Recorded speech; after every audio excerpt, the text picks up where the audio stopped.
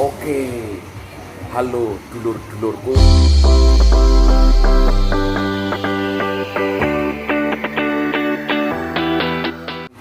Anak-anak kecil gitu yang sekarang juga sekolah online ya. Saya juga beberapa lihat di video tuh di Instagram ada meme-meme anak kecil gak tahu lagu bangsa lah, anak kecil tidak hafal lagu nasional lah, tapi mereka lebih hafal lagu TikTok, apa leadernya FF gitu, game-game gitu.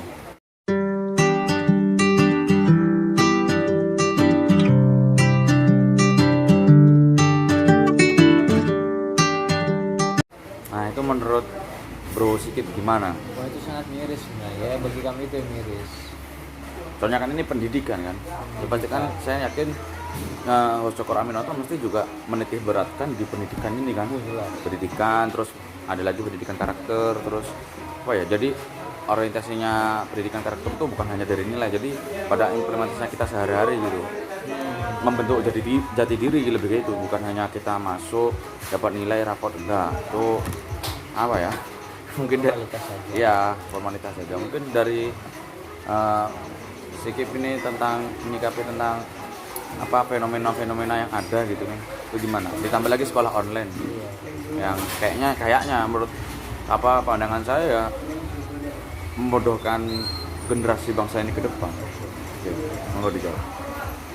Kalau bagi saya sih ya, saya lebih memilih menengah. Jadi bukan berarti saya harus membenci mereka yang anak kecil itu terdigitalisasi dengan games, dengan hal-hal yang entertain menurut dia lah, sehingga melupakan pendidikan. Tidak, ya saya tidak menyalahkan begitu, tidak menyalahkan situnya, karena ya mereka kan masih kecil. Mereka masih kecil, maklum. Nah, lingkungannya yang perlu kita pertanyakan. Kemana peran orang tua, kemana peran guru? Ya guru mungkin second lah. Pertama peran orang tua bagaimana? Ya emang kita sekarang udah beda. Kalau kita dulu kan kita nggak ada HP ya. Belum kita ada. Masih main ya kayak Crash Gear. Ya kalau saya sih main PS2 sih masih. Iya, PS2 rental itu pun satu jamnya dulu masih 5.000. Sekarang kan PS2 satu jamnya 1.500 2.000. Nah itu. Nah sekarang anak kecil sudah jarang ke PS. Iya. Malah aku pernah pas di Malang itu di Singosari. Yang main itu bukan anak kecil PS. Sampai ngantri-ngantri apa? Ya seumuran kita. Karyawan. Yang udah tua mungkin ngantri PS. Padahal PS-nya masih penuh loh, masih ditunggu. Anjir. Nah kembali yang tadi sebenarnya ya, bagi anak kecil ya seperti itu. Ya kalau emang itu punya skill, emang kita tidak perlu menolak. Kamu tidak boleh bermain game, tidak usah. Cukup dibatasi sama waktunya dulu.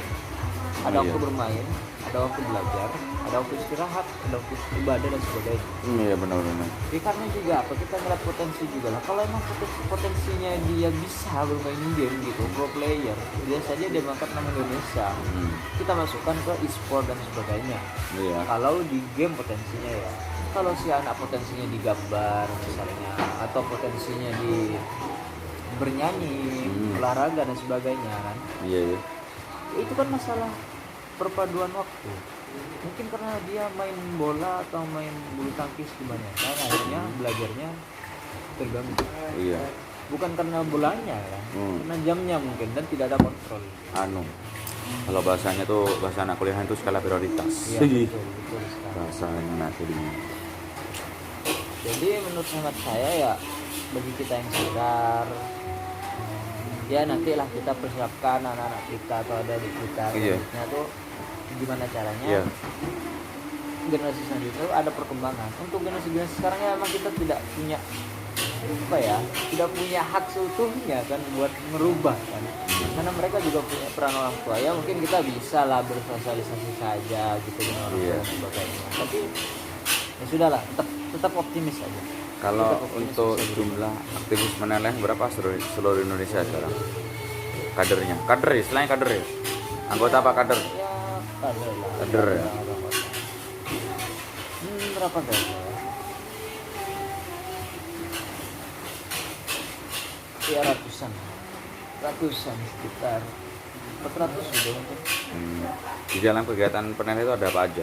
Mungkin bisa disebutin sama dia apa ya, disebutin kegiatannya, terus tujuannya apa, outputnya apa gitu, mungkin bisa menarik juga teman-teman dulur-dulur yang pengen gabung gitu di Penalek. Ya, kegiatan kami itu kegiatan sosial ya, terutama misalnya kayak ada bencana alam dan sebagainya. Nah, Kita tuh ada gerakan biasa, donasi dan sebagainya itu, dan juga ada yang turun sana. Terus apa itu, pembumian nilai-nilai Mahasiswa Praminoto juga kan. Memang gerakan kami itu kan tentang Mahasiswa Praminoto kan, bagaimana Mahasiswa Praminoto mampu untuk menggerakkan masyarakat Islam pada masa itu. ya. Bagaimana Mahasiswa Praminoto yang mengabdikan dirinya untuk umat, Iya benar. bukan pada diri sendiri. Makanya Mahasiswa Praminoto disibukkan dengan mengurus organisasi masyarakat Islam karena ini sebagai kendaraan nakoda, ya kan? Ya. Sampai ya namanya seorang pemimpin tidak luput dari tekanan kiri atas bawah. Makanya sampai anak didiknya sendiri, si Maon, mendirikan Partai Komunis Indonesia dan menjadi ketua di Semarang, SI merah. SI pada waktu itu satu, lalu terpecah ada SI merah, SI putih. SI putih yang asli, yang dipimpin oleh Mahasiswa Praminoto dan Haji Agus Salim.